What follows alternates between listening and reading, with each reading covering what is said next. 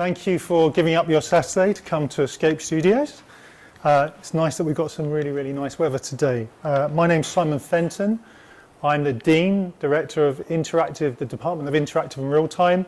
So it's everything to do with game art, game design, creative technology. And what we're going to do is just go through the Open Day presentation, tell you a little bit more about Escape Studios. So hopefully when I do this, your screen should update. Has that worked? Have you got Pikachu on your screens? Didn't work? Okay, no problem.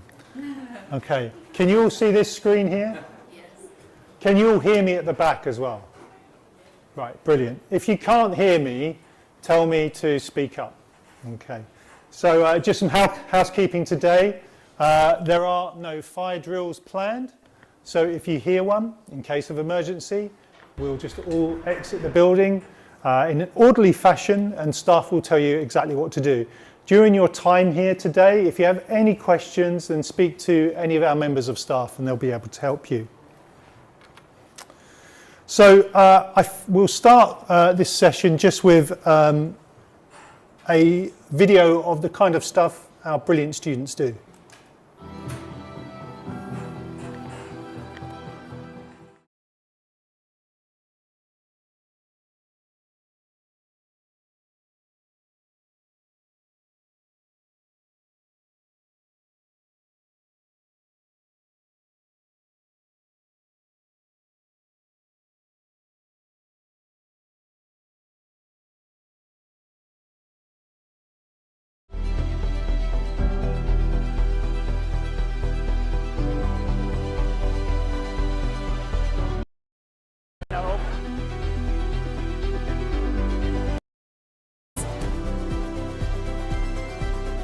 We can see how they would work in a real life situation in industry.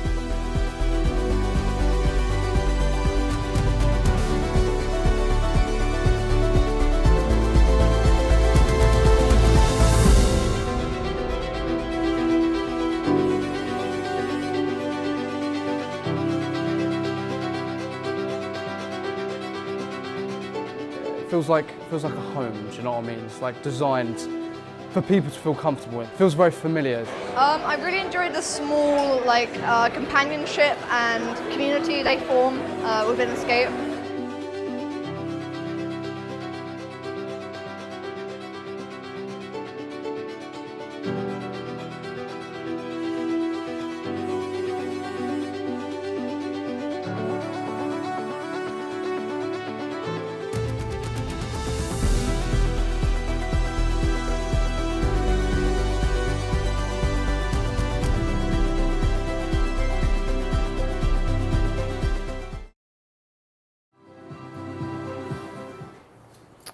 There we go. So giving you a kind of, hopefully a good idea about the work that our students do and kind of getting a sense of the kind of experience they have. So a little bit difficult to see the screen. We kind of want you to see the view as well, but normally when we're teaching, we generally take the blind down. So Escape Studios was founded in 2002. Essentially as a bridge between the kind of, there was not much education in terms of proper skills for the VFX and games communities. And our core philosophy, if you like, is creativity, curiosity, and community. It's really important that you understand that coming here is you're not just learning skills, you're basically learning how to work as a team and be part of a community. Community is right at the heart of what we do here at Escape Studios. You'll learn a craft, depending on whether you do animation, games, visual effects, or in tech. You'll work in teams, and that's something that's incredibly important to industry. Industry don't want people who are brilliant and work in isolation. They want people who obviously are brilliant, but can work in a team. So those soft skills are absolutely vital. And then some core things here are that we want you to make beautiful experiences, and we want you to make things that are viable. And when we say viable, what we mean is that anyone can make something look great if they've got enough time, but often the secret is that you have to work in a team to deadlines and make sure that something will run on the device or will render in time. So making it viable is about applying the right choices to learn how to apply your craft so you're hitting the right notes when you need to. So with all those things in mind, we're very confident when our escapees, our graduates leave, they are studio ready. They're ready to work in industry. This is some of the companies that we work with, and I'm sure you might go to other places that talk about links with industry, but links with industry is literally in our DNA. It's the heart of everything we do. Whenever we design a new course, it's always in concert with industry, and it's always to make sure that we're able to train students so that they can go into those industries. And you can see here we've got a whole range of companies from Atom Hawk, who are a concept art company we're working with on our new courses, through to Double Negative, Creative Assembly, ILM, and many, many more. Each of these companies have had input into our courses, whether that's through design of courses or through mentoring through our various courses. So we have this slide here, the escape verse, and it's a great way of basically kind of describing essentially the community that we were just talking about. So when students come here, they're immediately part of a community. We learn from each other, and the way we're very, very small. We're not like a big university, you know, that you might have huge campuses. Everyone here is working very, very closely with each other, and you'll get cross-discipline group projects, and it's really, really important. You're not just a kind of like a faceless person here. And so community is when you're learning from other people on your courses, and from courses that you, if you're in VFX, you might work with animation students.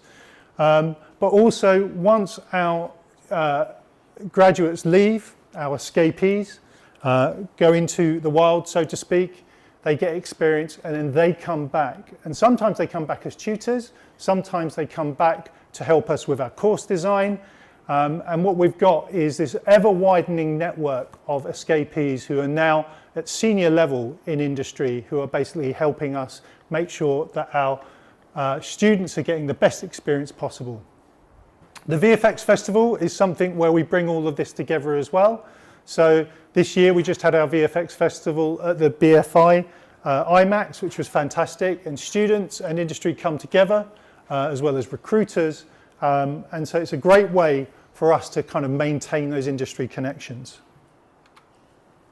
We are industry recognized, and by that I mean we are an Unreal authorized trainer, so our main engine of choice for games, real-time engine, is Unreal Engine.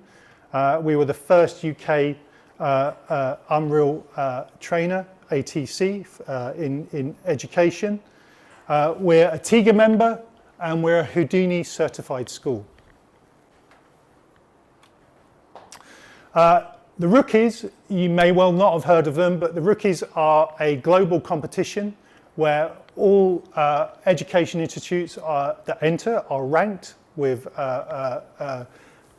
professionals looking at the work submitted by students. And last year, I'm seriously proud that we got first in the world for production excellence in immersive media. So we were third in the UK for production excellence in visual effects, third in the UK for animation, and top 10 creative schools in the UK. So for me, well, I'm really, really proud of that. But, you know, I'm proud, but it's the students' work that won these awards. In terms of graduate outcomes, 90% of respondents were in employment or further study, 15 months after finishing their studies. We're top 6 in the UK for full-time employment, something we're really, really proud of.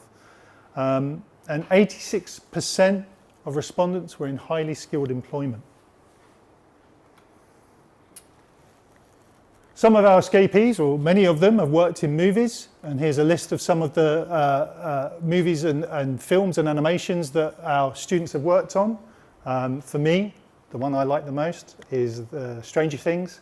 I'm quite jealous. I come from a games background. Christ, I would have loved to have worked on Stranger Things. That would be amazing. For video games, we have students working at Supermassive, Playground, Epic, Rockstar, Electronic Arts, Frontier, N-Dreams, the list goes on. Our award-winning students in animation have won up to 501 awards for their animations, and so it's really important when our students are leaving here, they have award-winning work on their show reel. We're really, really proud of that too. Our academic partner is Coventry University. Our degrees are designed and developed and delivered though by Escape Studios. So it's really important to note that our accreditation is through Coventry University, but all teaching happens here. All courses are designed by us and industry. Okay, so contact hours. So when you come here, there's a couple of things. When you come here, we do expect a lot from our students and we do push you hard. In terms of taught contact time, you're looking at 15 hours per week of contact time with the tutor, and usually that's split 2.5 days in a week. So it might be that you come in on a Monday, you come in on a Wednesday, and you're expected to work on your projects on the other days, okay? Like I say, we do push you hard. You get, you know, it's an old adage, but you know, you get out what you put in. It's really, really important. The half day online, well, that helps save on commuting costs, which is obviously important these days, but also it gives us the opportunity to be more flexible with the kind of reviews and feedbacks that we do. That said, you're free to use the studios after those teaching times, and if you want to come in on the days when you're not in class, there are studios available for you to do that. We're open until 10 at night on weekdays and 6 on weekends, and that's something I'm really, really keen to talk about, which is that work-life balance is really, really important. When you're working your projects, we want you to work hard, but we want you to be professional. That means working not at 2 o'clock in the morning till 4 or 5. You know, we have deadlines, they're serious deadlines. We expect you to work professionally right from the get-go. So that's why we feel like 10 o'clock is more than late enough. And we wouldn't expect you necessarily to be working until 10 o'clock at night. It's important to work hard, but also have that work-life balance. So in terms of application, you apply via UCAS online. We'd like a personal statement, predicted grades and portfolio. Late applications for September 2024 remain open. September 2025 applications are open to the 3rd of September 2024. For more information about admissions and accommodations, there'll be a talk later on. We have scholarships and bursaries, and here are the great and the good. Eugenie von Tonzelman, who's the Assistant Director of Visual Media at Universal Creative. Eamon Butler, who's the Head of Animation at CineSite. Tara Saunders, who I used to work with years ago at Sony, who's the Chair of BAFTA Games. And Paul Franklin, who's Creative Director at Double Negative. So our bursaries, we have 5 one-year fee scholarships, and basically we ask you to submit your work, and all of that work is judged by our panel here, okay? We also have bursaries and financial assistance of £1,500 per year for students with experience of care or from households with income below 25k in specific postcodes. Some applicants can claim travel expenses for open days and applicant days. We have a laptop loan and a hardship fund for students who experience unforeseen financial hardship. We want you to succeed, and we're here to help you when you're here studying. Sometimes students don't tell us they're having problems. You know, it's really, really important that you basically engage not only with the tutors, but with student services as well. So student experience, we have studio assistants. You might see some of them today. They're basically students who perhaps like they're third year students who are helping out. They've done 3 years of the course and they're helping out with the second years. So they're basically there for tech and study support. We have evening with industry events. So for example, we'll have people coming from lots of different industries every month to talk about their work and working in industry. We have social events and games tournaments, social media, newsletters and Discord groups. We have our VFX festival, as I've mentioned. And when we do that festival, we have what's called a showcase, end of year showcase. And so that's when the third years are basically showing off their work to not only themselves, but industry folk as well. So we get them to do a presentation of their work, and industry who are looking to hire are there watching the latest graduates. We have student associations and societies like tabletop gaming, drawing club, anime, so on and so forth. We also have a really, really robust talent development program. So we again, I know a lot of people say this, but I cannot state enough how connected with industry are and how many industry folk we have coming in for all of our courses. And so with the talent development program that we have, we do mock interviews where industry folk come in and they interview our students. We have showreel clinics, one-to-one coaching, internship job boards, lunch and learn workshops. That's probably one of the only good thing about COVID is that, you know, people suddenly recognize that, yeah, you can just dial in.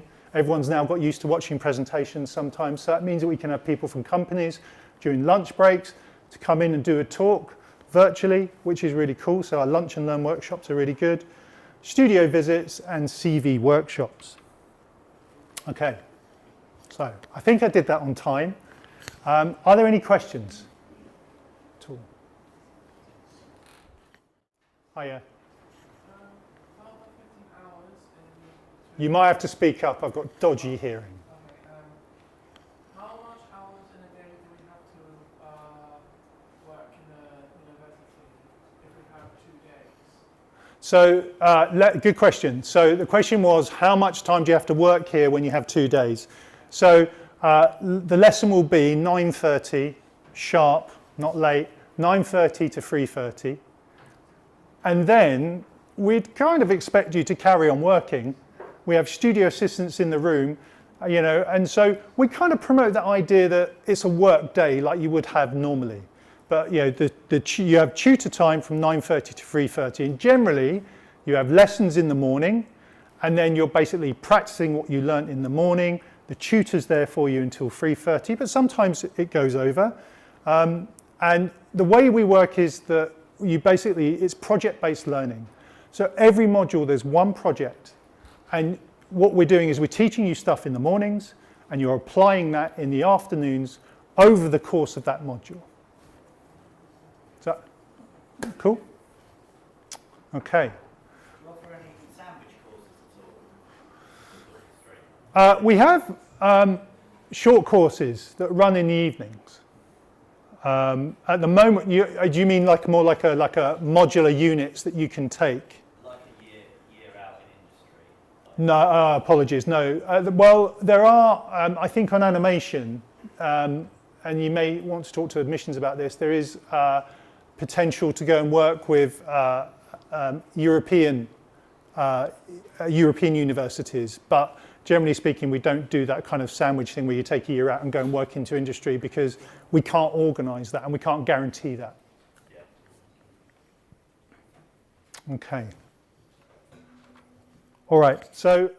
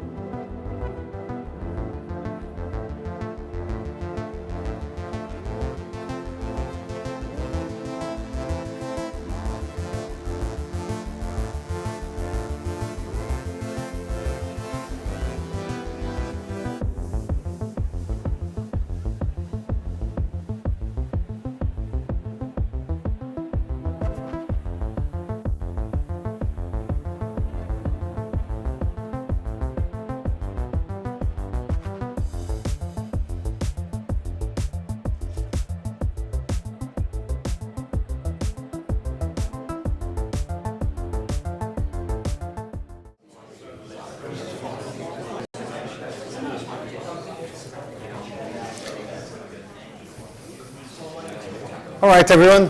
Good morning.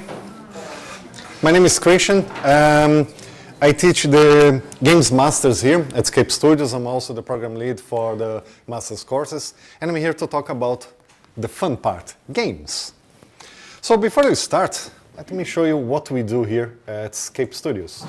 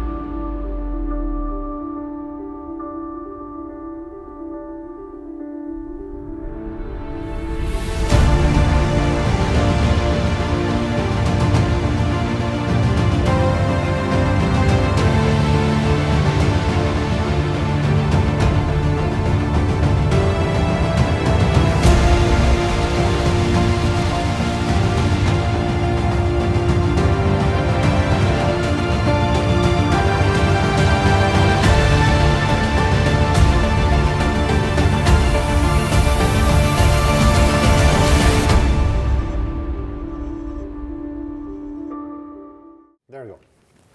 So, this is what our students have been doing for the past 8 years.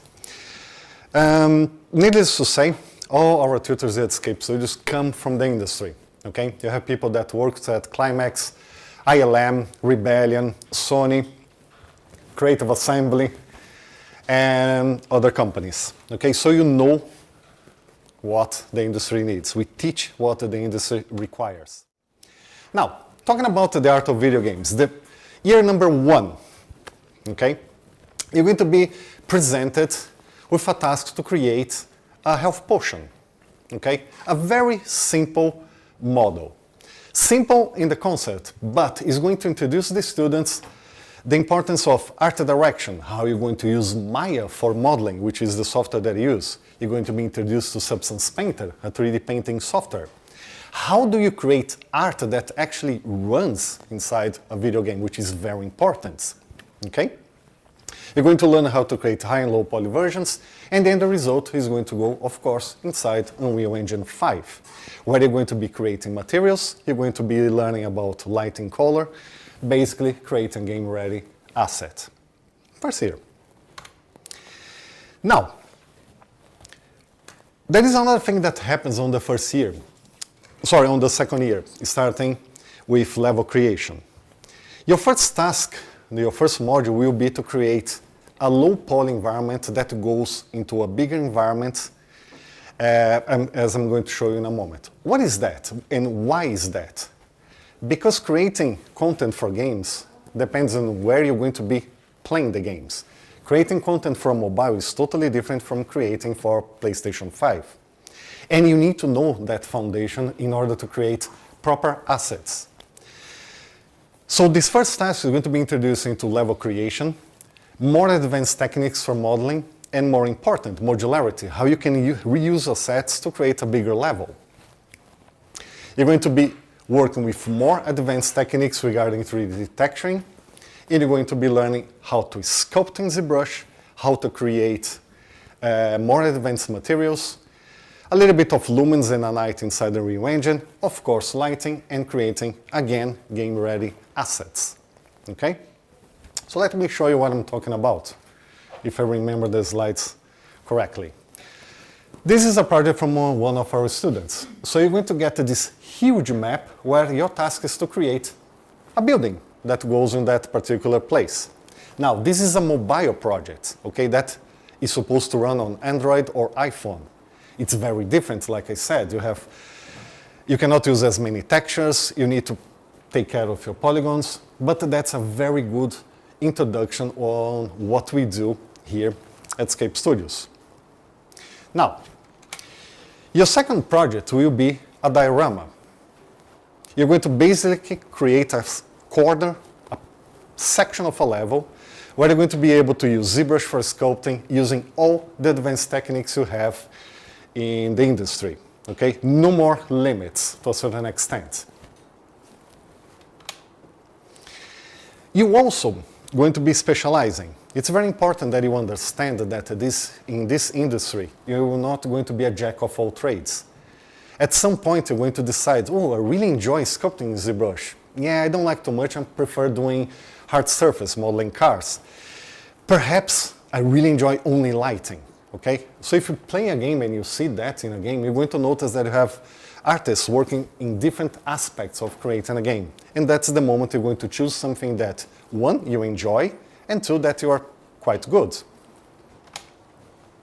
And then comes your first group project, where you, among other 7 or 8 students, are going to be creating a huge playable level. That is a catch, though.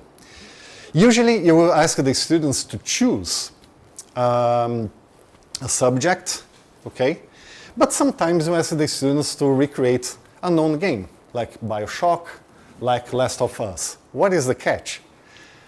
In London, how would you transfer the universe of BioShock or Last of Us to the London environment that we live? Okay, so that's our students coming up. You can see BioShock. I don't remember this one, but that's Last of Us. And then comes year 3, where you're going to have 4 projects.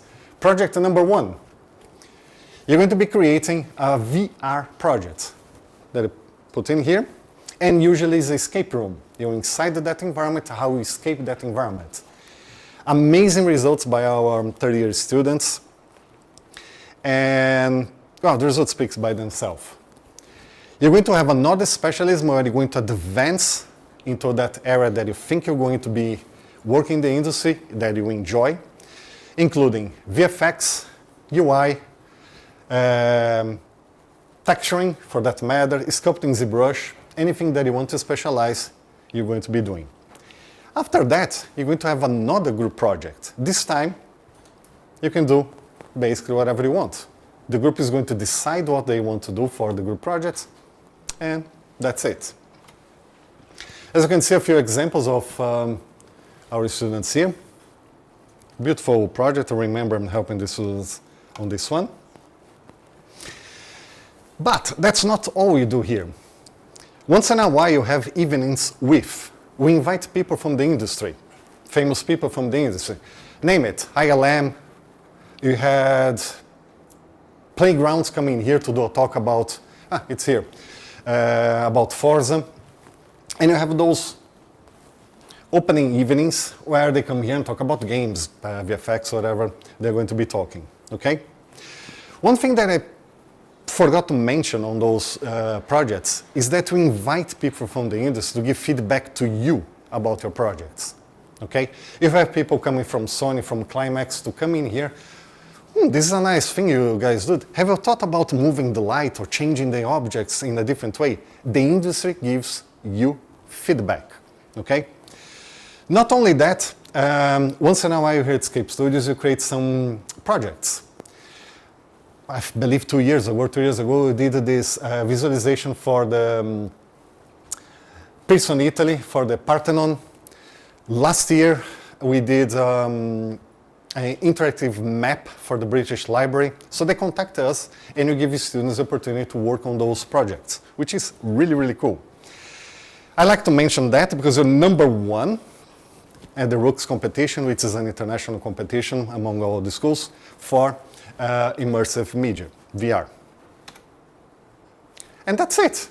Thank you so much for your time. I'm going to give it back to Simon, and he's going to be talking about concept art and design. If you have any questions about the game art, we're going to have a Q&A at the end, and happy to answer any questions. Thanks, Christian. Okay, so we're really, really excited about this. Concept art and experience design is our new course new for September 2025. We've created this course because there's a demand for this in the industry, in industries, should I say, which, excuse me, is ever increasing. Concept art isn't, before I start, creating nice pictures. It's not, that's illustration. Concept art and experience design is about problem solving. It's designing. It's about answering problems, solving issues, whether that's in video games, animation, film, TV, or indeed in thematic location-based entertainment, i.e. museums and theme parks. There's a real need right now for designers in all aspects. And so we're not, with this course, what we've done is we've gone to places like Atom Hawk, who are one of the UK's leading concept art studios. They're now part of the Sumo group, but they've done concept art work for many, many game studios and also location-based entertainment. We've developed it with the aid of, you saw a photo of Eugenie von Tonselman. She's art director, assistant art director at Universal Creative. Universal Creative have Touchwood, it's going to happen, bought a huge section of land in Bedford, and they're opening up a new Universal Studios theme park there. Location-based entertainment is in huge demand all over the world, and there are lots of jobs in small studios across the country where they're working for all of these things all over the world. Again, I mentioned COVID earlier, probably shouldn't, but that is the other benefit, that it allowed people to recognize that you can work remotely and it works. We've done it and it works now. So there's lots of small UK studios that are doing really, really interesting work across not only games and film and animation, but also for, like I say, location-based entertainment, for thematic experiences, for immersive experiences like museums, so on and so forth. So this course has been designed with industry, with people like Atom Hawk, with Eugenie, amongst others, as well as other concept artists from games and film. So the course itself is, like I say, is really, really important, that it's not about those amazing visuals. Obviously, at the end of it, we expect you to be able to draw beautifully and paint amazing images, but really, it's about the problem solving, okay? Visually, it's about the problem solving. So in this instance here, the first year, year one content, and I should have put a link in here, I forgot, but our concept art tutor, or one of them, is a guy called Jim Russell, who worked at Creative Assembly for 18 years as a concept artist, and is also a trained architect, which is fantastic. So in year one, you'll be looking at the creative foundations, and that's learning how to draw digitally and paint digitally. You know, so we go through all of the basics, you know, perspective, we go through color, we go through lighting and rendering, we go through composition, like I say, all the formal basics. We look at how 3D is implemented into the pipeline and how you can use it to help you. We go through concept art, we look at and design in the round, we look at real-time engines. In this case here, it'll be Unreal Engine and how that's utilized as part of the pipeline. We look at art and design history. So for every module that we do, there'll be specific art and design history wrapped, and it won't be just a separate dry lesson, it will be fundamental to each and every one of those modules. Art direction is vital, and we basically go through, important to note that all of our projects are basically ratified by industry. So currently we're talking to Atom Hawk, who are looking over our project brief, as Eugenie will be as well, and other industry members. And so by the end of year one, you'll have basically gone through projects, small sets of projects that basically challenge you in your learning to basically push your art direction, color theory, like I say, proportions, composition, lighting and rendering. So you will, in the first term, share the common first term with the BA Art of courses. where you'll be looking at things like cameras and composition.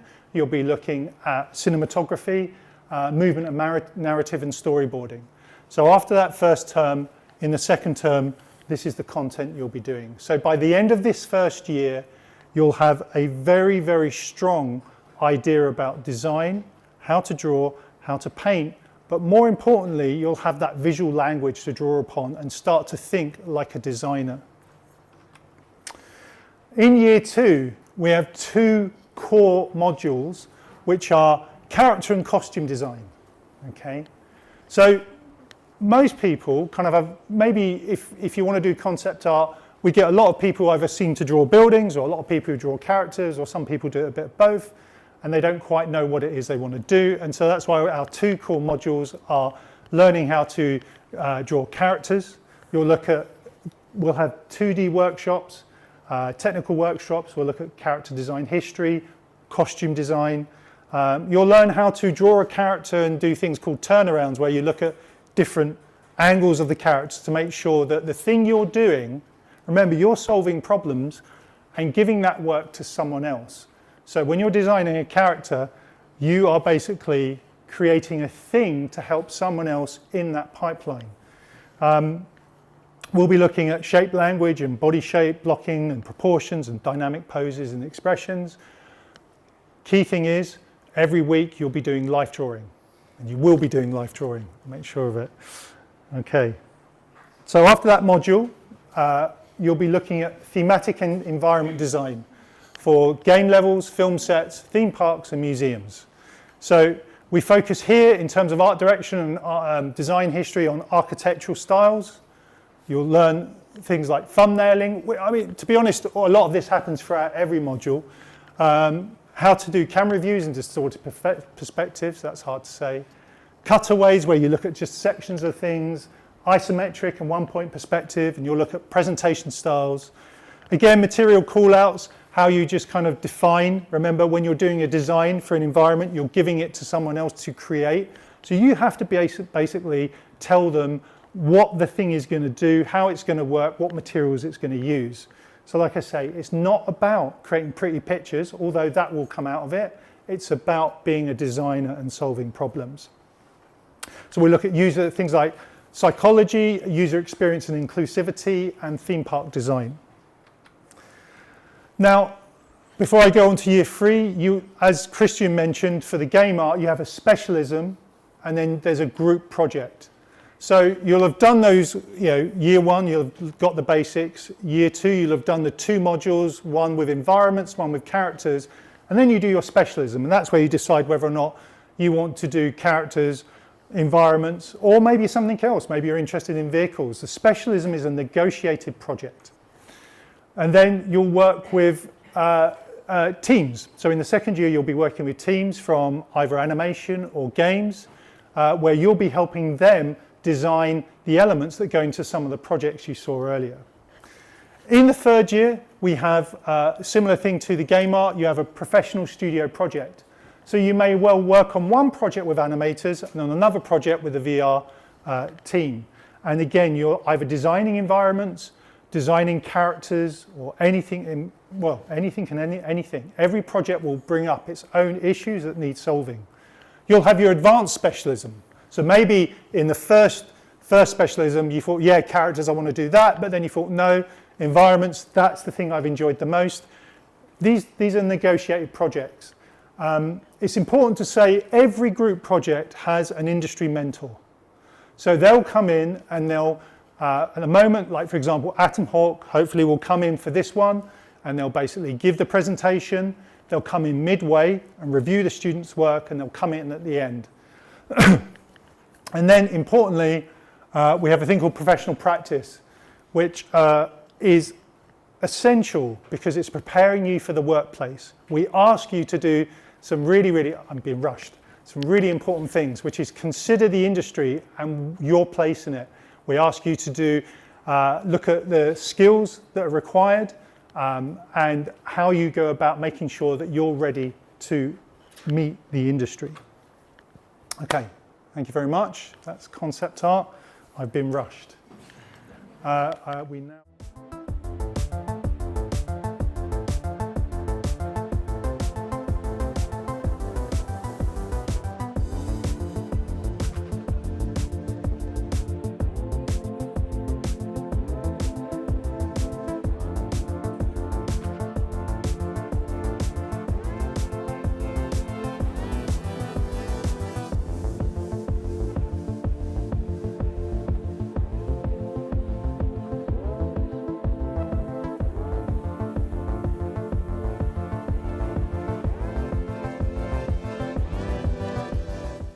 courses to enroll on at the moment, because this area of video games is something that is expanding and is very much in demand.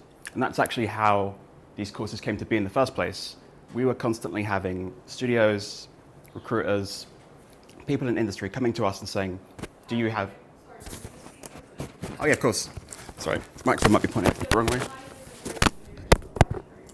Okay, no problem. Yeah, we were having people from industry coming to us and asking, do you have these technical graduates? Do you have graduates with these technical skills? And up until now, we weren't able to say that. And that's why this is an exciting time to join these courses, because you are going into a field or a series of fields that are very in demand. And as it's mentioned here on the slides, these courses were developed directly with these studios that were asking us for these skills. And so they've told us exactly what it is they need, and we can now train people to do these things. So that's just my preamble about the course as a whole and the history behind it.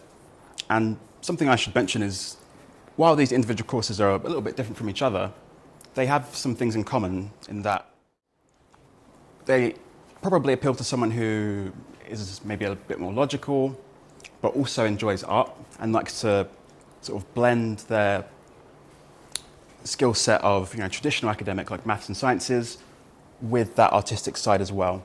And that's the kind of person it appeals to, but it's not necessarily a requirement. You do develop these skills as you go along.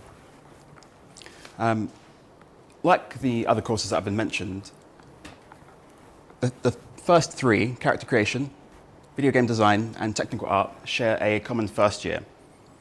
Reason being, the things that we teach on that first year are sort of the base level that anyone going into a technical role in games should have. So we build you up and give you that foundation across the board there. And I'm going to talk about each course individually in a moment, but we have this common first year where everyone learns a little bit of everything, and you do have an opportunity to switch at the end if you decide, oh, now that I've seen a bit more of games design, maybe that appeals to me more. At the end of that year, you can switch over to that.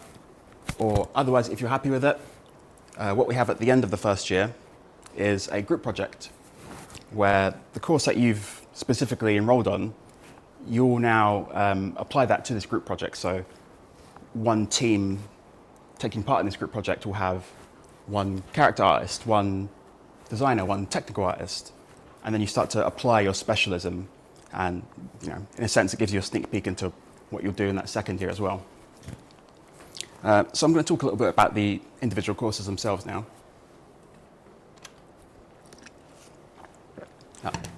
Of course, this is the common first year.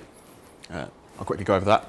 Everyone will do the introduction to 3D graphics, which is 3D modeling, texturing, little bits of rendering and lighting. Everyone then does the technical scripting, so a little bit of code. It's not getting super deep into it, but enough to apply it to most things that you would be doing on any of the courses. World building, which is fleshing out worlds, learning how to use Unreal Engine, maybe a bit more in depth than you might elsewhere. Some of the more technical bits. Character control, and that's learning visual scripting and learning how to make characters interact with things, creating AI states, NPCs, patrolling, that kind of thing. Real-time effects. This is visual effects for games, but some of it does also apply to film. So things like explosions, smoke simulations, particle effects, that kind of thing. And finally, the group project, which I mentioned. So character creation. If you enroll in this course, like I mentioned, you have the common first year. Let me show you the showreel first.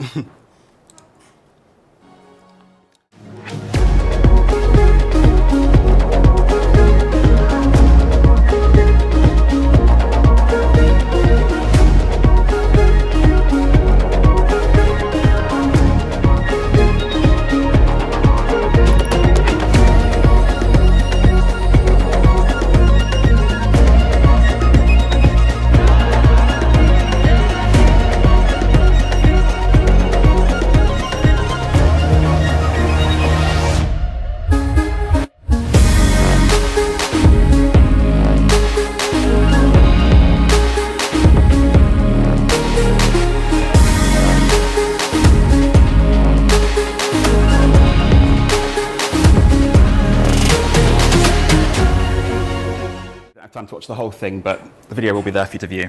But yeah, it's some very impressive work done by the previous students. Year 2, so common first year. Year 2 is where you narrow in and start to look at the specifics of character creation. And I guess in summary, the character creation course takes you from the very beginning to the end of the character pipeline. So that's sculpting a character from scratch. It's learning about muscle systems and how to even simulate muscles, how to simulate fur, cloth, hair, all the grooming elements of it, how to texture characters, retopologize them, how to create characters for film, how it's different for games. You learn both, so you're not necessarily pigeonholed into just one. Lighting and visual development, how you're going to present your characters in their context. Rigging. And I think what makes this course unique from, particularly other character courses I've seen prior to now, is that rarely do courses delve into the more technical elements. Like I mentioned, the muscle simulation, the rigging elements. Usually with a character creation course or like a tutorial even, it's always focused on the art. And when you're working in context, in industry, having this background in technical aspect and technical skills puts you way above many other applicants, because like I mentioned, the industry has mentioned that they need character artists and the other disciplines to come with these skills, because games are getting more complicated, as are film and animation and production in general. And so having these skills gives you a real leg up in being able to get into these roles. So that's year 2. It's going through that whole pipeline of creating a character, everything involved in creating very high quality characters. And just before I move on, I should say character doesn't necessarily mean human either. Like is shown here, that could mean four-legged quadrupeds, it can be monsters, creatures in general, or humans, or aliens. And then year 3, and this is similar to some other courses, is where we have cross-discipline team projects. So you're studying character creation, but you're now working with designers, animators, programmers, and applying your skills to a wider context, which mimics exactly how it would be in industry. You never really work in isolation, you're working as part of teams, and that's something we really like to emphasize with our courses. So we have these big cross-discipline team projects. And then the second element of that year 3 is specialist portfolio development. And that's where you're developing very specifically what it is you want to do. Because I don't think I've mentioned yet, but even within character creation or technical art, that's not the full picture, because there are many roles you could undertake within that field itself. And what you start to develop over year 2 and 3 is which direction specifically do you want to tunnel in on. So maybe you just want to do rigging. Maybe you just want to be the best at simulating fur, because these are roles that do exist. These are very deep disciplines in the industry. And so that's what you can do in year 3. And this is just some more examples of student work. What I should also mention is it's not a concept art course.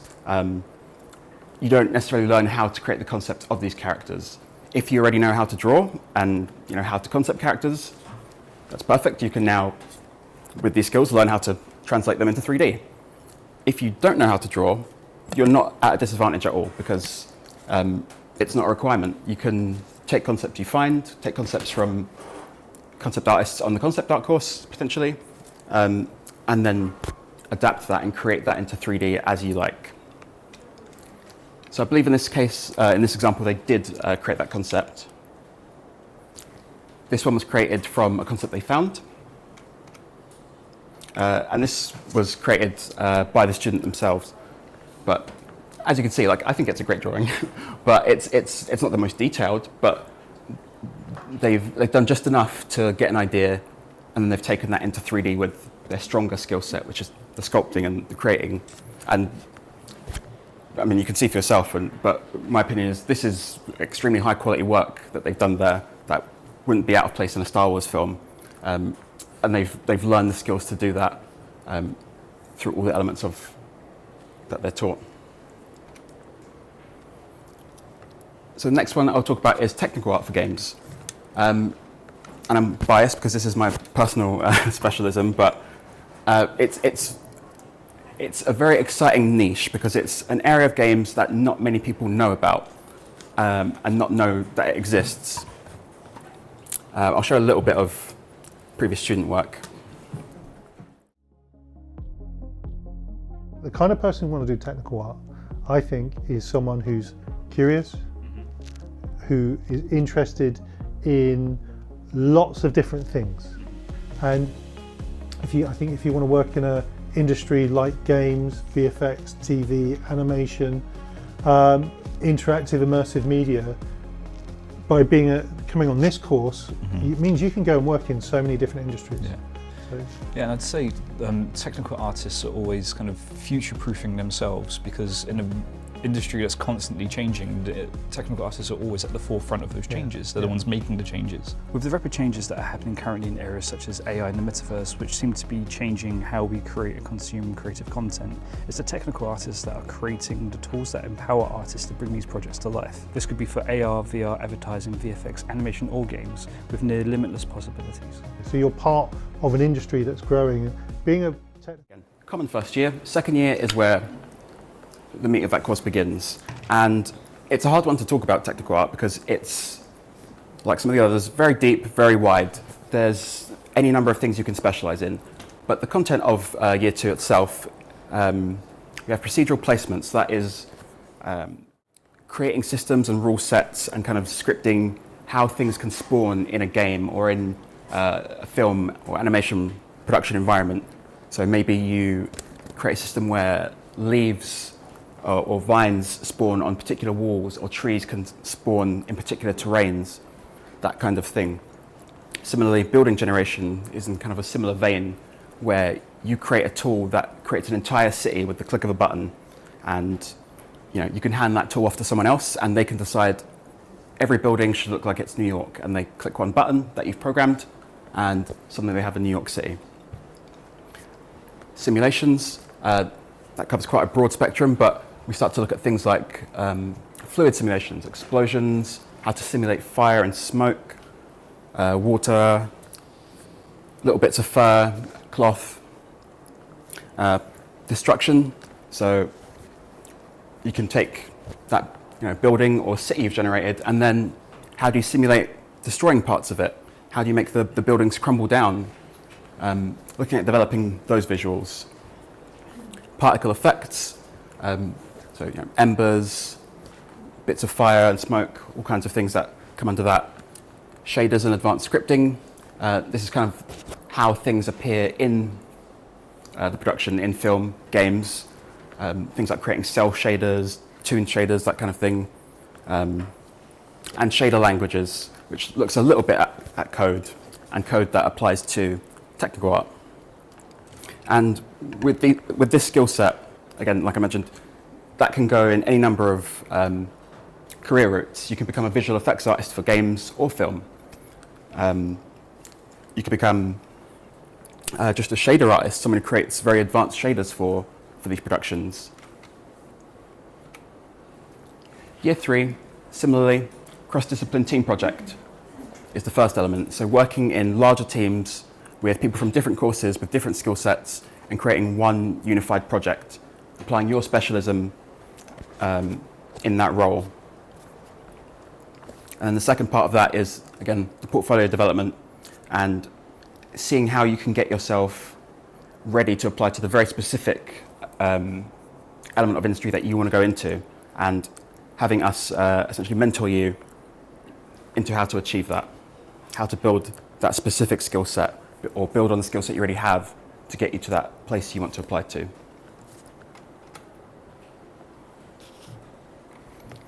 Programming.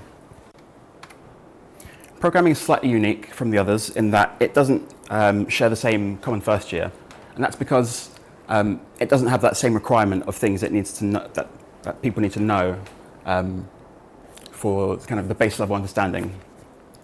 So for the first year in programming, if you've never coded before, or maybe you've done some tutorials online and maybe picked up some bad habits from not having guided learning, then that's perfectly fine, because we aim to start you from the very beginning and build you up to have good practices in coding and in scripting.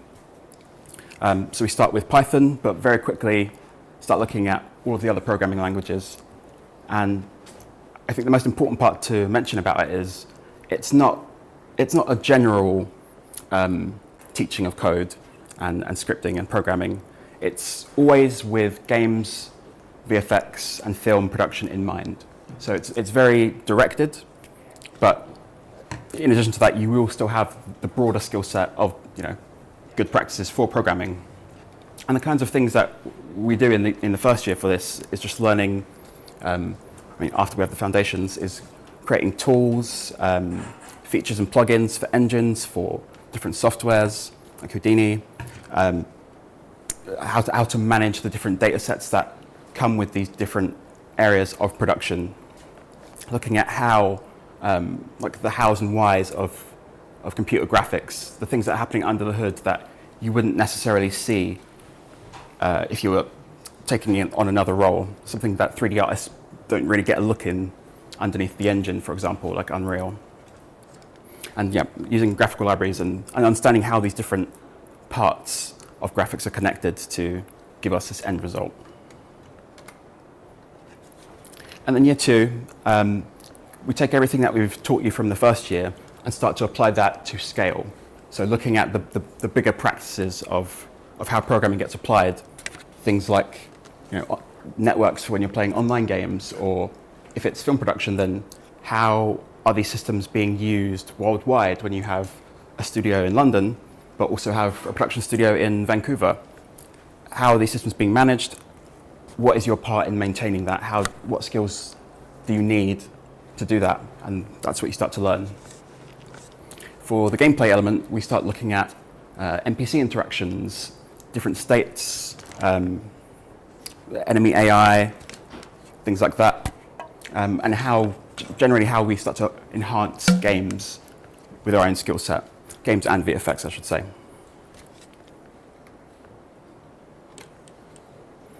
Year 3, again, we have these cross-disciplinary projects like I mentioned. So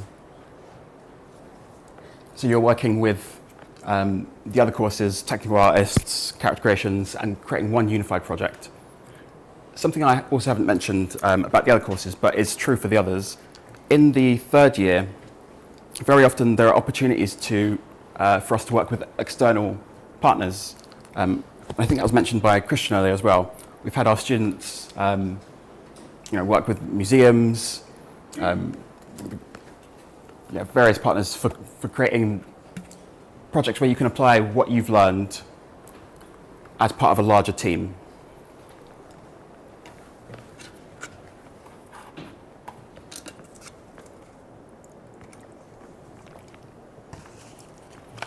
And lastly, games design. And I've got some examples.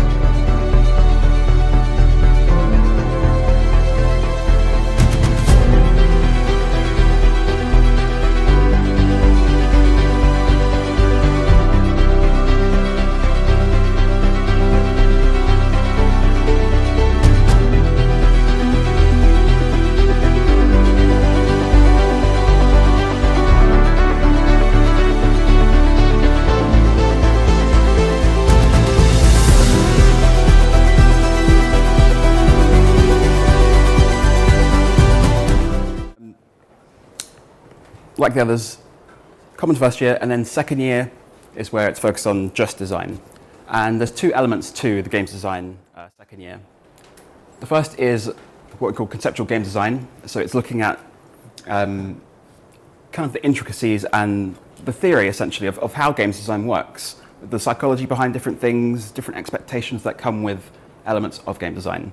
And that's different between different genres even. So what's true of an RPG will be different of a strategy game, and that's something that you learn as part of that theory. And we look at how you prototype different systems and different designs for elements of gameplay. The other side of that is the applied game design, and that's looking at essentially how you take that theory and then execute that for games. How do you take, you know, what you understand of the psychology of design and how a player interprets how to do certain things and translate that into a system that works, and that's what you do in that side of it. And it's very hands-on, looking in the engine and creating these systems and various interactions within that. And it's not just the traditional understanding of games design. It also encompasses UI, like the user display, UX, the experience of how the player interacts with menus and the game as a whole. Narrative design, how do you tell a story that also serves the function of moving a character forward through the game. So it's very all-encompassing.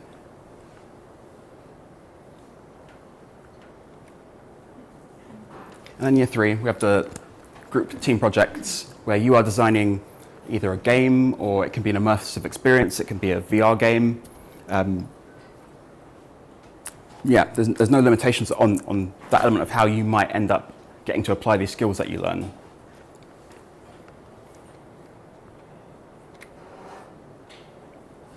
And I believe you might have seen a little bit of this before, but like I was just saying, it's not strictly just film or just games, because there are massive opportunities for you to work outside of that. If those two aren't the only ones you want to be pigeonholed in, you might like the idea of getting to create these hands-on experiences that you can physically touch in the real world. Like I can't remember if it's this one or not, but one of them is still running and is a physical display that was designed by our students in partnership with these organizations. And that's something that I personally can't say I've been able to do in my own role, is to create something you can physically touch.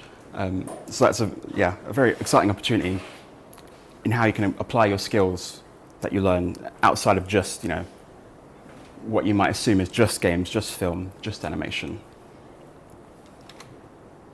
So that's the 3 courses, or 4 I should say. It's a lot to squeeze in that short amount of time, but if you have questions about more in-depth things about these courses, do feel free to ask when we have our Q&A, or otherwise ask someone out in breakout space.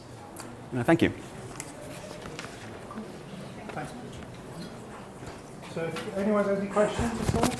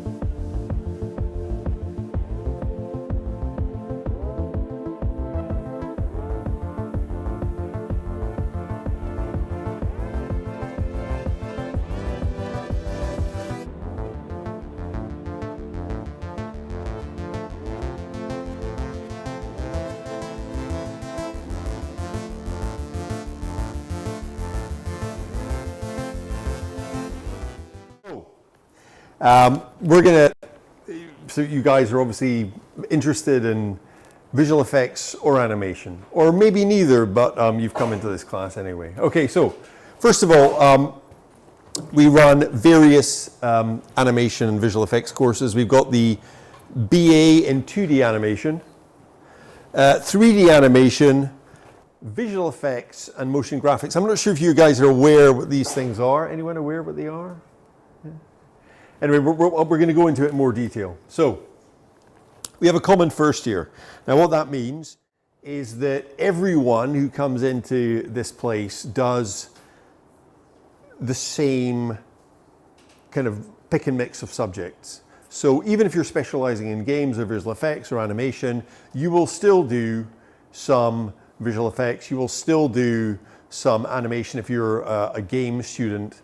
And part of the reason for that is that a lot of people maybe have very limited experience of these disciplines, so they'll say, okay, I'm interested in games, for example.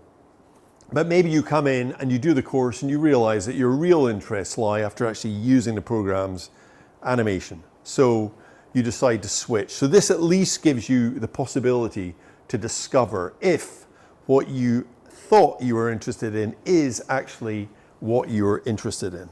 Okay. There's also a common fourth year. Now, this is kind of looking at something. Fourth year is our master's course, okay? So what the master's does is it takes a small group of students, maybe somebody specialized in visual effects, somebody specialized in animation, and it pulls you together to try and create a project together, yeah? We have some examples of master's projects that have been done by a variety of students, okay? Again, because we are connected to industry, we're all ex-industry people, you're mentored by tutors from the industry. We also have feedback from industry professionals. So people who have worked in industry will come back and give feedback on the type of things that you're doing, yeah? Right? And so, yeah, this is what, like, for example, imagine you want to become, you want to set up your own animation studio or your own little animation company. This also gives you an idea of what's involved in that. So it's not simply the discipline of being able to animate, the discipline of being able to do visual effects. It's also, what about the business side of it? What about the planning side of it? So we try and teach in the MArt some of these skills that will help you move forward, not simply as somebody who can get work in the industry, but perhaps somebody that can, do something on a kind of a basis, like a freelance basis, create your own work or sell that work to companies, yeah? So this is the MA. And these are some examples of some previous films that people have done. This is the most recent one, which is a kind of fake stop motion animation style Maya animation, yeah? Okay, so animation comes in two flavors here. It's 2D or 3D. I don't know if you know the difference. 2D is kind of, traditionally it used to be drawn animation, so cell animation. So things like Dexter's Laboratory, The Lion King. And 3D animation is animation that you'd see in something like Toy Story or Inside Out. Yeah, the way that the types of animation are created is slightly different. One involves, for 2D animation, you do need some drawing ability. Yeah. For 3D animation, you don't actually need any drawing ability, but you probably need some notion of aesthetics and movement. Okay. So these are examples of 3D animation, yeah? 3D animation uses kind of digital maquettes. So for example, how did that happen? So it uses digital maquettes. So for example, when you see a 3D character, what you have, when I say a maquette, is like a puppet, is somebody creates this virtual kind of thing that you can manipulate with controls and then you can animate it. So that's the nature of 3D animation. In 2D animation, either you're repeatedly drawing a character in slightly different positions, like old-fashioned cell animation, or you may, as happens in 2D animation now, you can actually create a skeletal structure within a flat object, a flat 2D object, and animate it. So there is a kind of certain crossover in terms of the technology enables aspects of 2D animation to become quite similar to 3D animation, yeah? And you probably use, if you're doing 2D animation, a combination of both rigging characters and also redrawing them. Now, everyone here is an ex-industry professional, so we're not academics per se, though we might have academic qualifications. We're all people who used to work in the industry. These are just some of the films and series that people who work here presently or have worked here have worked on, yeah? So I actually did previs on that Avengers Age of Ultron film. So we've all got some industry experience, so we have an idea of the kind of things that people in the industry are looking for, yeah? And this is the 3D animation showreel.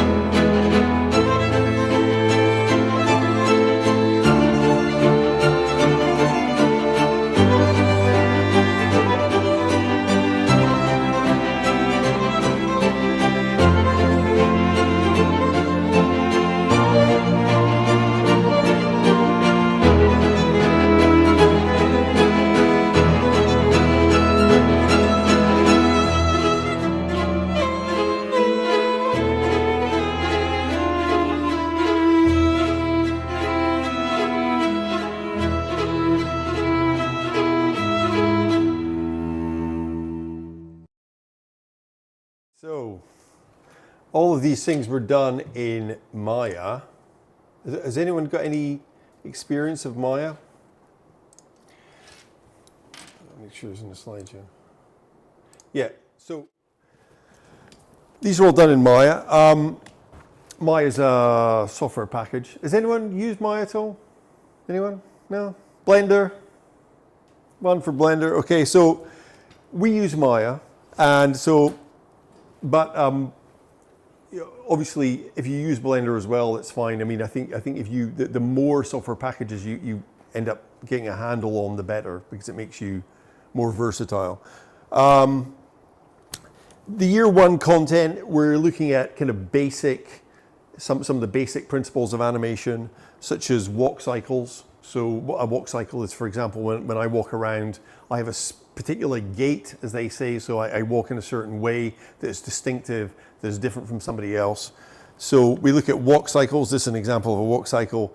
And we'll also look at modeling, some kind of basic modeling, texturing and animation. The good thing about the joint first year is it means that when you're doing the visual effects class, you're going to learn something about modeling and, you know, games as well. So together you can, even if, you know, somebody might say, well, I just want to learn 3D animation. Why am I doing games? Why am I learning about visual effects? But you can apply, because you're using the same software package, Maya, you can apply some of the principles that you're learning in those disciplines to your animation, because they might be teaching about modeling, about lighting.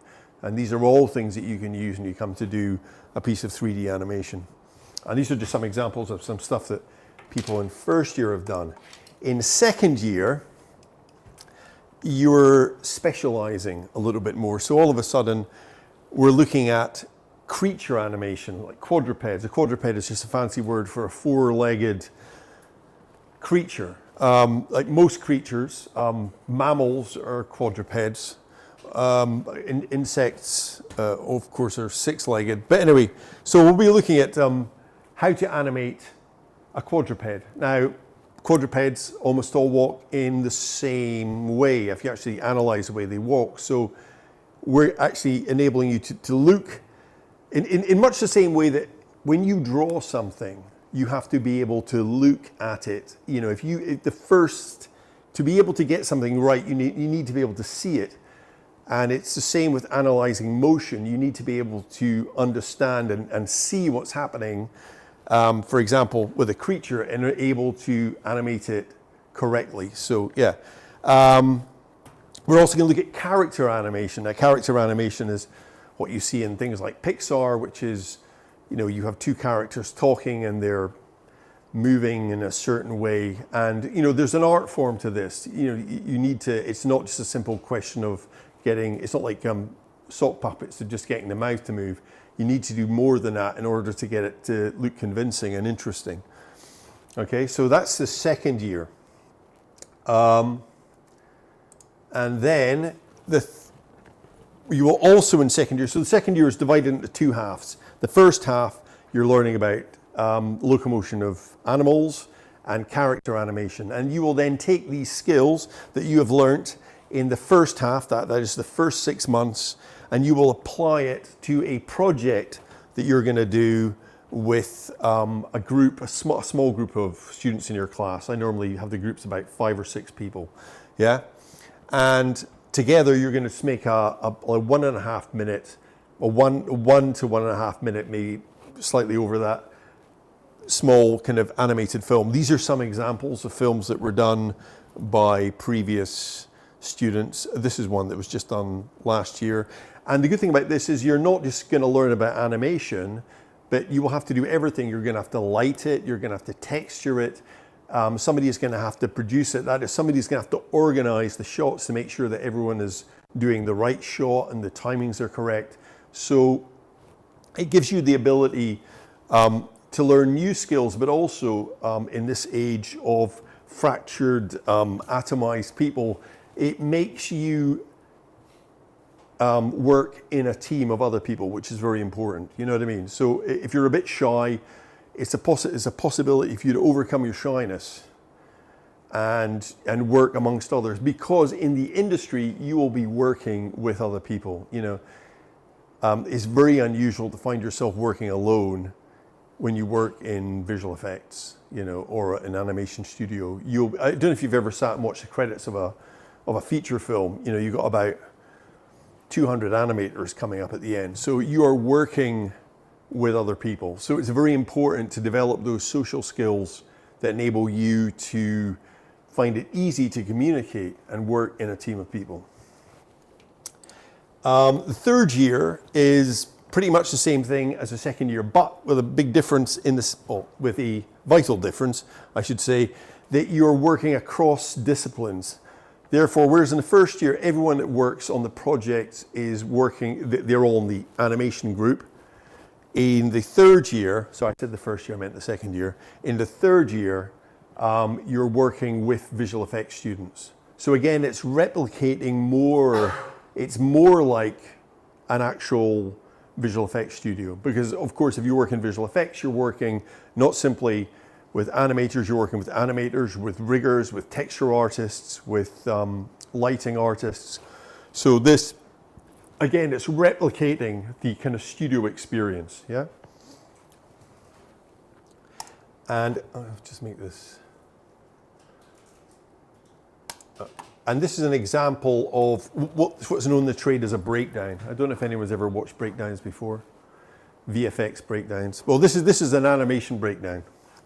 So this is just like having a look at the different stages of the animation, from kind of render, from blocking to kind of, you know, slightly more refined animation to final render.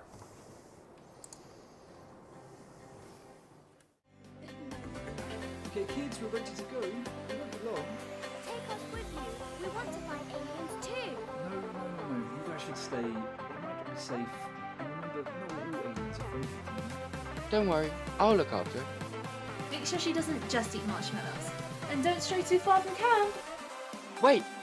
Let me try and catch that in my mouth!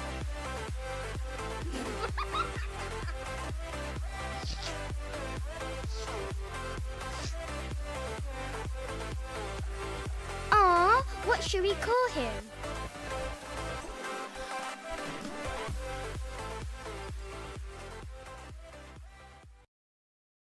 Okay, so and you saw so what you see a little bit of the storyboarding. You see like the characters being pushed into like position. So you're just trying to frame it so it looks right. And then you got like blocking animation, and then you got the more kind of splined animation. Finally, the render.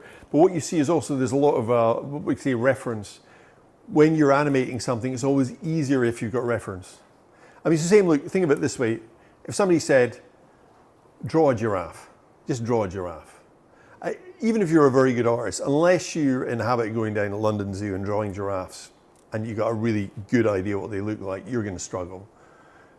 So the deal is exactly the same with animation. If you film somebody doing something, yourself doing something, you can actually see exactly how you do it. You're not trying to you're not having to invent it, and you can actually see small things that maybe you wouldn't have known that you do actually do. You can see small weight shifts. Maybe how your facial expression changes. So all these things. So it's very important, I think, to get used to using reference. And if you use reference a lot, then eventually you will build up a kind of mental kind of idea where you can kind of ad lib, if you like, a little bit more easily. But certainly reference is invaluable when you're coming to animate stuff. Right. Oh, and now we're on to the 2D animation show reel. Okay. Oops.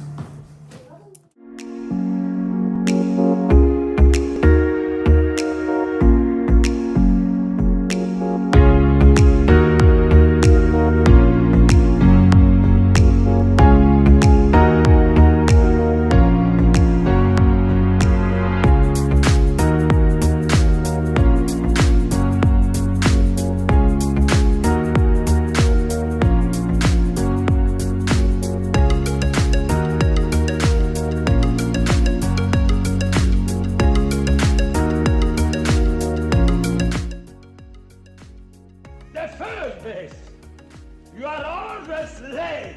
You have no ears, no eyes, nothing at all. He's better at this than I have ever been at anything.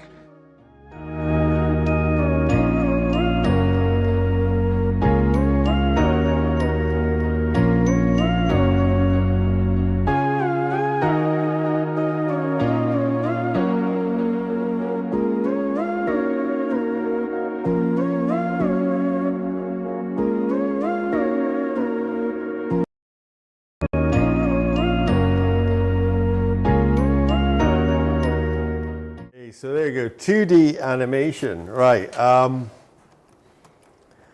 Where is it? So we use. Oh, sorry, I need to go on to the next one. Oh, sorry. 1 minute.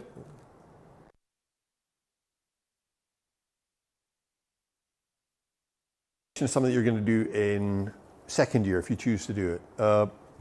In terms of the joint first year, the primary focus is on 3D. Just because of kind of space and numbers, as yet we can't we can't start people off in 2D, but that isn't to say that what you're learning in the first year isn't, you can't use them when you go on to do 2D animation. When you go into second year, you'll be doing it using a program called Toon Boom Harmony. I don't know if anyone's familiar with that. Toon Boom Harmony just happens to be the kind of industry standard, if you like, program for doing 2D animation. In much the same way that Maya is the industry standard for doing 3D animation. That's the reason that we pick it, yeah? Okay, now, there are different types of, the great thing about Toon Boom Harmony is it's very versatile.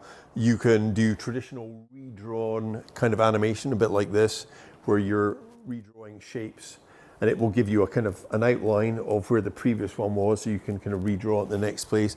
You can also use rigging as well. Rigging is putting a skeletal structure inside a kind of a graphic character like this to make them move. I'm trying to think of examples that you use. Can you think of any examples that you use? Rick and Morty, perfect. That's a good example. Rick and Morty. And then this is another example of like more traditional kind of, this looks like a pencil test from, but it's again, using a Wacom tablet. All these things are done on the computer, yeah? So a lot of versatility there. Sorry. So the year 2 content, I forgot to say, it's the same thing. You're specializing. So specialism could include backgrounds. This looks like one of these 1950s Warner Brothers backgrounds that the person's trying to emulate. I don't know if you've ever seen these Bugs Bunny of the kind of mid 50s. They had these kind of stylized backgrounds. Concept art, you know, like trying to create backgrounds and ideas for animated sequences. And again, what you're going to be doing is you're working in teams to produce small, short, a small kind of animated piece. So much it's the same structure as 3D. 3D, you work in small teams, you try and create this kind of this short animated film, and you're doing the same thing in 2D, but the difference being it's 2D as opposed to 3D. When you go on to 3rd year, again, it's a similar structure. The specialism each time is more advanced. You're layering up your knowledge, and you're trying to make a more complex and interesting animated experience using the knowledge that you've got. Yeah, and these are again examples of studio projects from 3rd year. So both 2D and 3D animation, essentially the structure of the course. So to reiterate, 1st year you only really study 3D animation, even if you've decided to go for 2D. Then when you go into 2nd year, you are either picking 3D or 2D animation, and in 2nd year you do your first kind of first studio project, which is just amongst your class members. And then in 3rd year, you do a larger, more sophisticated project, yeah? And also, because we're connected to industry partners, one of the great things here is when you do your studio films, we will review them, and we will also get people from industry to review them. And that might be people from ILM, it might be people from MPC, might be people from Blue Zoo. So your films will be reviewed by industry professionals. So you'll have an idea of what they think, people who are actually working in the very industry that you want to get jobs in. So it's not like you're kind of separate from that world. We try to bring that to you as well. And of course we have talks from people from visual effects houses, and this is, you know, trips. We had a trip to Blue Zoo, which does a lot of kids television programs. So I'm not sure if you guys are familiar with any of these companies. And yeah. And now, the art of motion graphics, and I'll give this over to Paul because he's specialised in this here. Oh yeah, sorry, yeah, thanks.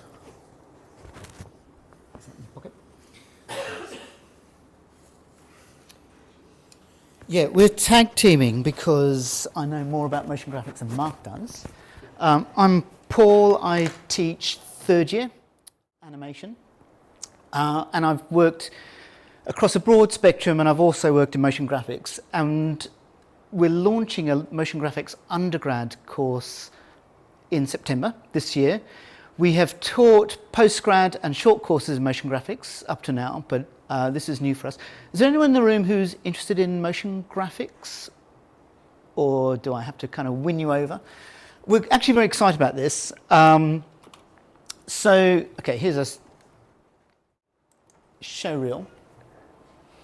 I'll probably have to explain what motion graphics is to you.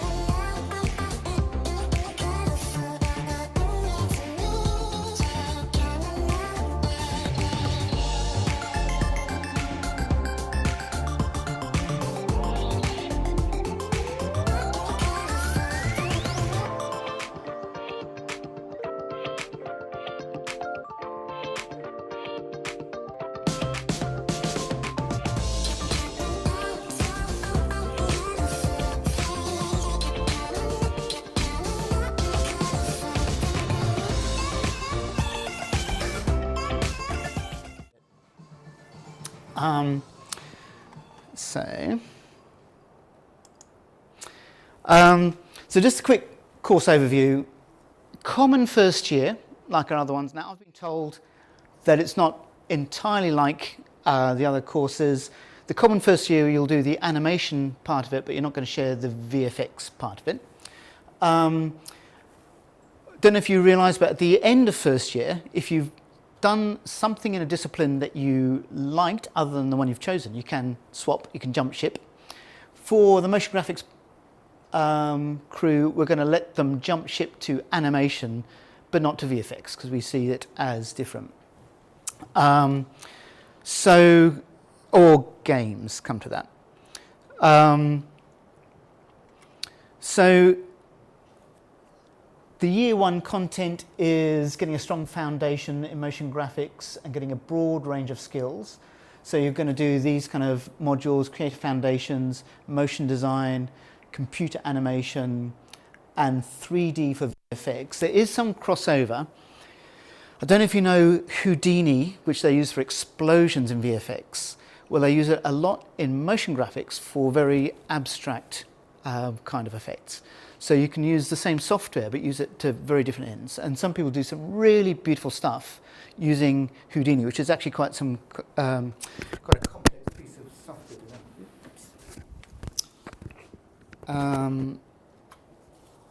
So year two content is you work on your specialism, like you do in your 2D and 3D animation, and you learn technical skills to create user interfaces. Do you know, that's a part of graphic design is user interfaces, but often they're animated, so you're doing that kind of thing. And year three content, you work on a big project like we do in the other courses. So there's a similar structure here. You'll also work on a specialism, and you'll also do professional practice, which is preparing you for getting a job in the industry.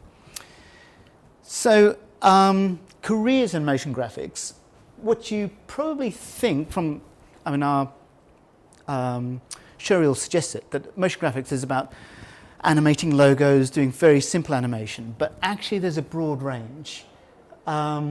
And more, it's a new career path, and it's been growing up over the last 10 and 15 years, I guess. And there are becoming more opportunities in it. So there's a company called Territory that specializes in doing motion graphics in the movies. Their special thing that they do is computer screens in spaceships, etc. So a lot of the movies you've seen, Guardians of the Galaxy, a lot of the Marvel films, where there's a computer screen, it will be done by Territory, who are based in London, and I've got friends who work there.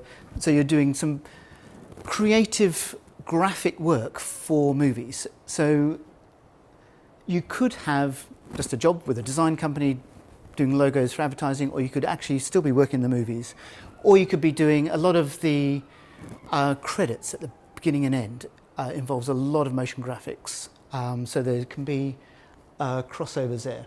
What I'll say about motion graphics is there's plenty of work in it at the moment, because it goes across a lot of disciplines, movies and advertising and games, and it's very well paid.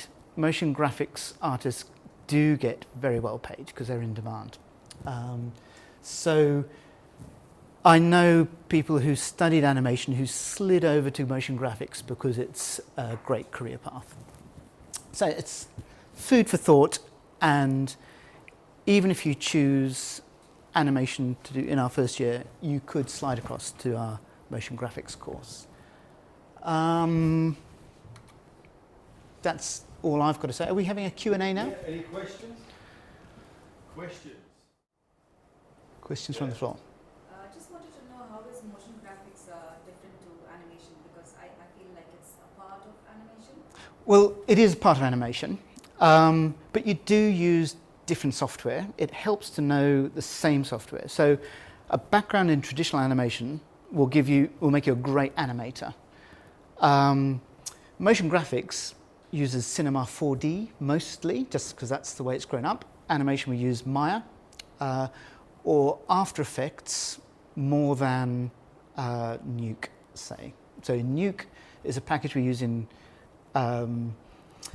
visual effects for compositing things at the end. They use Adobe After Effects, which is more part of like Photoshop, part of the Adobe suite, and it's got some animation tools in it. So it's just different software, but Yeah, if you think of the titles for the news, the spinning globe and all that stuff, After Effects, that's an example of motion graphics. years ago I did the opening, for the BBC I did the credits for the Olympics, but I did it in Maya, but it was very graphic. It was a version of the stadium spinning round and things like that. There's a blending of these areas are not like, it's like they kind of blend into each other, because each of the motion graphics examples, they have character or animation or walk cycles. So there was a kind of merging. But if you think of film titles, lots of movie titles, they're examples of motion graphics. I think they're the best ones. And there's a lot of creativity in it, and a creativity that suits some people more than others, I would say, too. Any other questions about animation?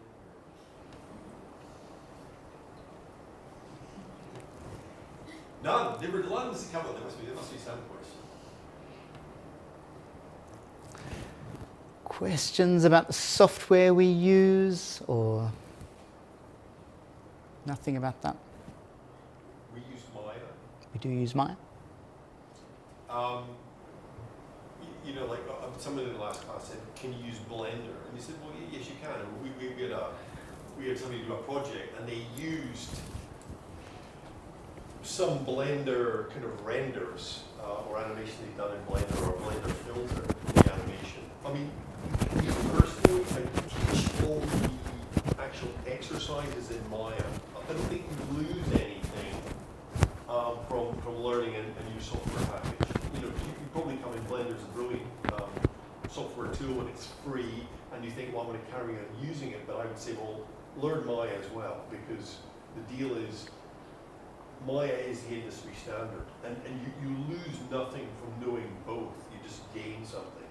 So it's always a good idea to try and learn as much as possible, you know what I mean? And ultimately, these things are just tools. They're not that different, they're kind of, there's some slightly different processes, but the software packages, I use Max and I use soft image XSI back in the day. They're not that dissimilar. Once you've learned one, you might have to press a few different buttons, and you get the processes are very similar. So I think it's good to broaden your ability across software packages. At the end, they're just a tool.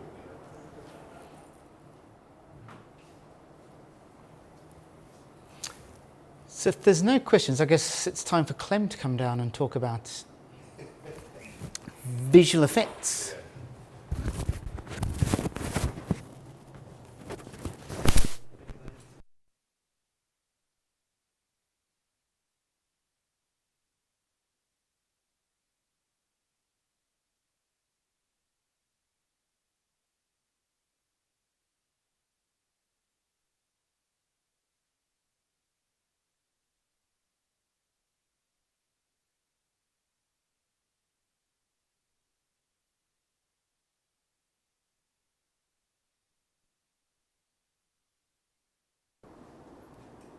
That's green, so I'm guessing it's working. Okay. So, as we say in the film industry, take two, right? So VFX. Well, you probably know already a bit about VFX, right? So it's everywhere now. Essentially the discipline and the skills as well that you apply to films to essentially turn the world that we live in into whatever you want. So in other words, the stuff that we can't make happen in front of the camera, well, we make it happen with visual effects, okay? Simple as that. My background actually is behind cameras. I started as a camera operator, some 20 plus years ago. And I found myself on rather big films where there was a lot of visual effects involved. And at the time, I knew absolutely nothing about that. And that was including filming stuff that I could not see, like flying dragons on Harry Potter. And there was no dragon, obviously, so I had to frame something that I could not see. So I just, got a bit intrigued by the whole thing. There was also green screens, that kind of things, that you may have seen in behind the scenes as well. So I had no clue, really, about what visual effect was.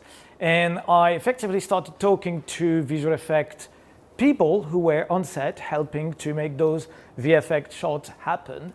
And one person, actually a VFX supervisor, told me about a young VFX academy because I was asking a lot of questions and maybe they were fed up with my questions. And then they thought, okay, well, here you go. If you're interested in visual effects, there is that young academy. It's called Escape Studio. That was 2004 on the set of Harry Potter. The Prisoner of Azkaban, I think it was that one, 2004, if I'm not mistaken. And that's the first time I heard about Escape Studio. I have to be honest, I didn't genuinely remember the name Escape Studio, but I got back in touch with the guy a few years later. I kept working with my camera, and then a few years later, as I was, filming stuff that I could not see again and again and again, I thought I have to go on that side of the film industry, the place where you can make those things happen, right? The invisible stuff, the dragons, when you want to effectively turn the whole of London into a sci-fi place or a Victorian London, that is visual effect. So I got back in touch with the guy and said, remember, I'm Clem, guy from Belgium. You mentioned that VFX place. Is it still around? I said, yeah, Escape Studio. They are, now providing VFX artists to the whole of the industry. They're doing well, and so I gave it a go. I train at Escape. I'm an escapee myself. As you know, escapees are graduates from Escape. And I thought, well, worst case scenario, I go back to my cameras, and I keep filming stuff that I can't see. Or, well, maybe it works and I have a new career. And guess what? Talking to you now, so I suppose it worked to some extent. And that's kind of something I wanted to share with you because it's very much what Escape is all about, is that connection with the industry, and we stems from the visual effect. First and foremost, the visual effect, that discipline, is what made Escape, because we come from there. Game came later. Academia came later, right? At the beginning, we were a short course to train people to be as soon as possible working in the industry. And that was my case. Within 12 weeks, I was in the industry, okay? So that's very important because it's not just, what we do, it's how we do it. We do it with the obsession and the connection of the industry. It's all about making sure that you guys get a job because we listen to the industry, we are from the industry, and we interact with the industry. They are, as you know, industry companies and mentors, artists who mentor our project. And the fact that we also create these projects, those short films, be it animation or VFX, is that what's brilliant about that is that not only it's an opportunity to train, right?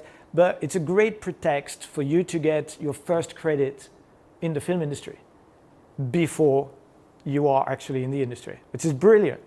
We create those films, we submit those films to festivals, we get effectively, we get awards and prizes. And so you end up having your first credit before even working in the industry. What a better way to get in? Often the question is that it's about who you know, not what you know. But that's not true. Certainly not the way we do it here, because what's going to get you a job is your showreel, is the stuff that you create. And I'm going to show what we do here. Everything that you see there is created by students.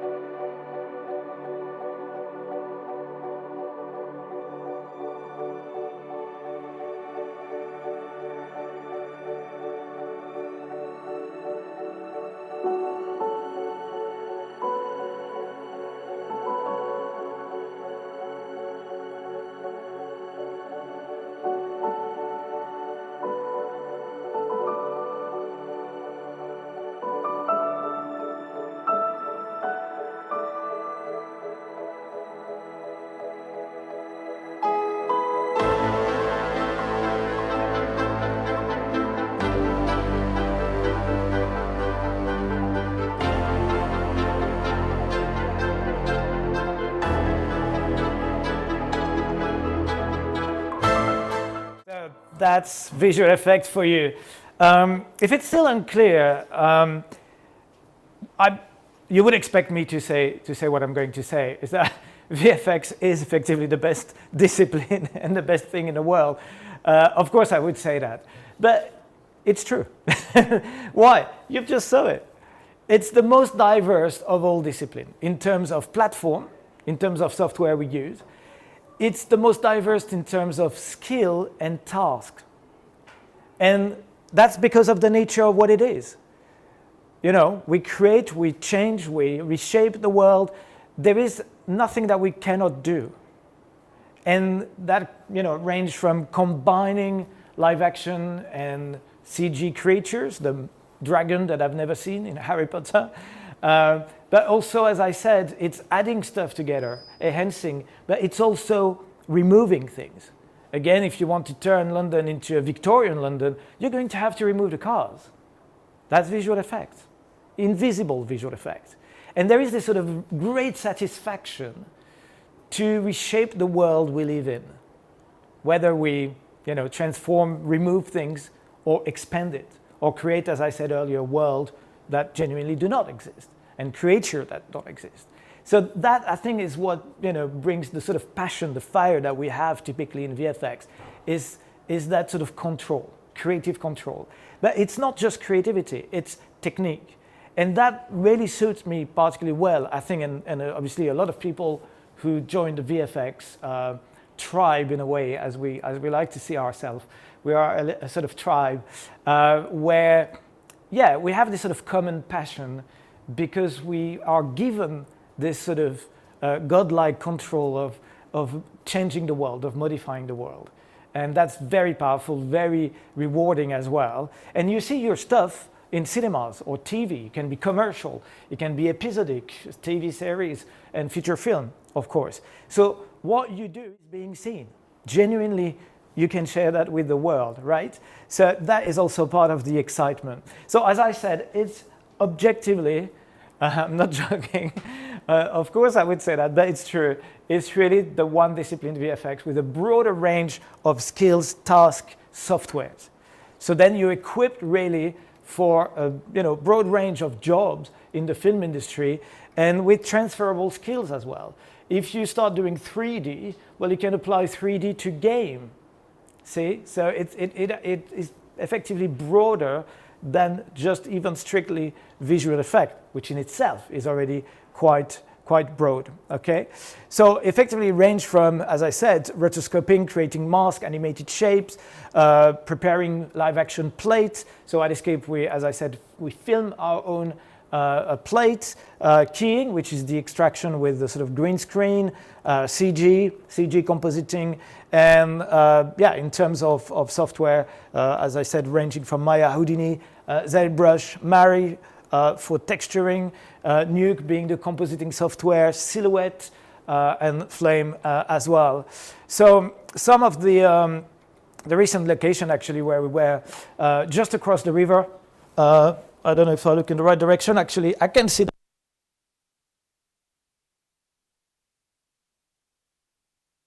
And we do that very professionally. So we get in touch with the authorities and ask permission to film wherever we go. So a bit like a small production unit.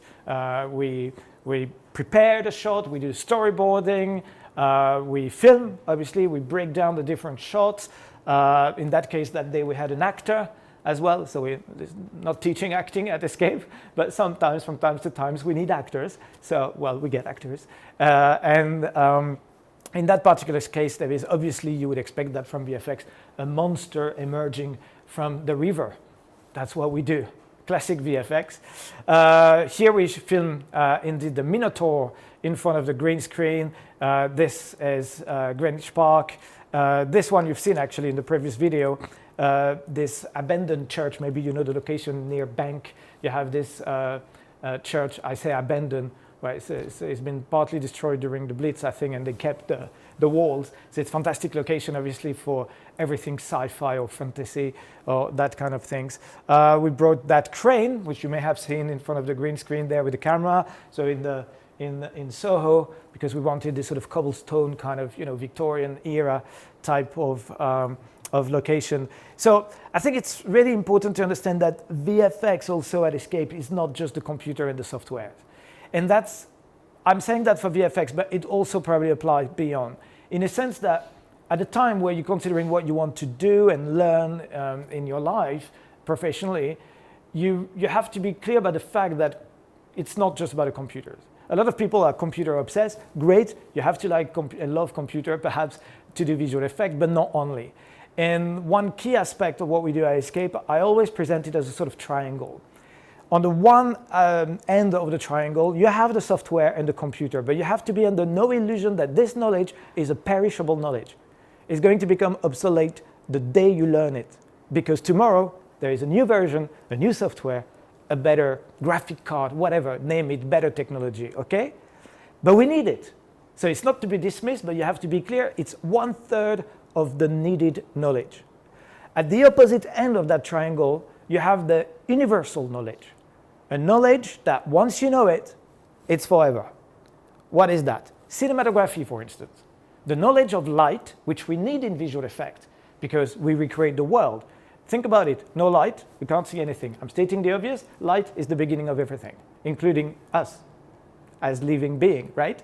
But for cinematography and visual effect, light is, of course, the beginning of everything. So when you learn visual effect at Escape, you learn cinematography. In fact, visual effect artists are cinematographers, right? So that's why my background in camera helped me a lot and also helped me to make sense and connect the dot with regard to visual effects. So cinematography is universal. Why? Well, because it's like gravity. Light is universal. You can do cinematography on the other side of the universe. That's going to work. I can actually perform cinematography on Mars. I know it's going to work because it's universal knowledge. One that you can transfer across discipline, across software known and unknown to date. Does that make sense?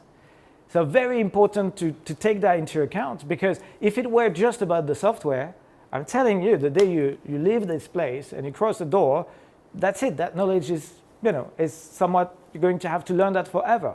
And we all know that. And we all train, tutor included, obviously. So sort of, temporary knowledge or perishable knowledge, as I call it, software, platform, universal knowledge, like cinematography, which I teach in year 1. And then in between you have methods. Methods often revolve around or stems from technologies. So methods have a sort of life shelf a bit longer than softwares because it's kind of a way of doing things, methodology, right? So methods effectively helps you or prevents you from reinventing the wheel, in a sense. Some people have done stuff before. Well, let's have a look at how things are being done so we can fast track processes and speed up processes, right? So perishable knowledge, software, computers, universal knowledge, and methods. If you think about, learning and a career that way, because it's not just about learning, it's also once you have a job. And if you look at it through that prism, like the triangle, then you can figure out what's important, what really matters. Do you know what I mean? And again, I'm not just talking about Escape. Maybe, it's an open day. Maybe you're going to end up elsewhere doing something else. Keep in mind that triangle is going to help you figure out what matters, where to prioritize things. Yeah? So, as I said before, we create short films, and they are a fantastic opportunity to effectively step in the industry even before being in the industry. So it's a way to interact with professionals. So you know now the existence of that Escape verse, which is the Escape ecosystem, including students, tutor, industry professionals, events that we do like VFX Festival. So we had the VFX Festival about 2 weeks ago, which was precisely the opportunity for students to meet with professionals and indeed show their work. Okay, so it's not so much about CV, it's about what you do. Right? Once again, it's about what you do, the showreel. We are showreel obsessed. That's the obsession at Escape. Creating effectively a portfolio, a visual portfolio, which you share with companies, VFX company, industry professional. And the feedback, that is the most important thing. Feedback from people who are currently working in the industry. So that genuinely is beneficial because you have a sort of clear picture of what you need to do and improve. But the pretext, again, is to talk to someone who's working in the industry and effectively use that as an opportunity to connect later and come back with your finished product, finished showreel, and say, look, I took your feedback into account. This is what I've done. And that's how you create the job opportunity. So it's practical, it's factual. Do you know what I mean? That is what Escape is doing. It's tangible, practical. You know, the academic aspect, brilliant, fantastic. I personally have never been to uni, right? So my personal obsession, again, is for you to get a job. That is the idea, is from the industry, by the industry, for the industry. That's the idea. Okay, I don't know what's there. QR code. Maybe I can scan that. I don't know where that's going to lead me. Maybe the escape verse. Try it. Oh, it's for the feedback. I can't possibly give a feedback to myself. There you go. Any question? Yes. Yeah, I was just wondering.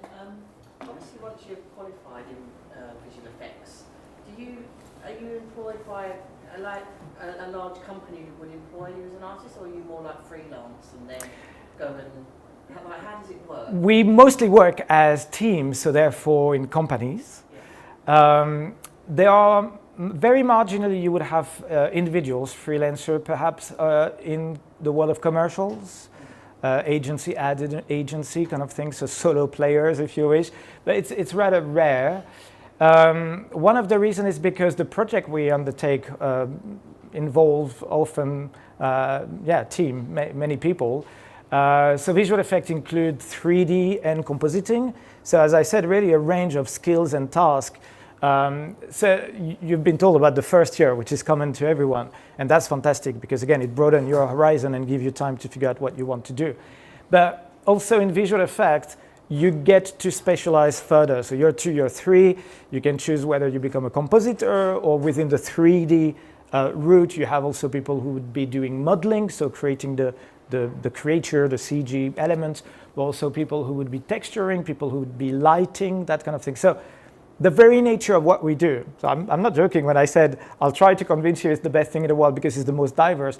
The very fact of that diversity of tasks require a team type of work. So it's unlikely that one single individual could do everything. So if a movie, obviously movies being made like Harry Potter, yeah, they would go to a particular company that have got a yes, team together. Yeah. You'd be working as absolutely, part of that team, yeah. That team would be employed. Yes, yeah. Right. And you know, going back to that, because people are not aware of this. You know those big film franchises. If you think about it, looking back at the history of the film industry, there are not that many. So we know that we have the Marvels, which is the most recent. There is the Harry Potter, indeed. You could find, like, say, the like of James Bond. You know, those big machines, or Star Wars. But that's about that, really. So when you think about Harry Potter or the James Bond, which is home ground, okay, it's a British product. All that has been made here.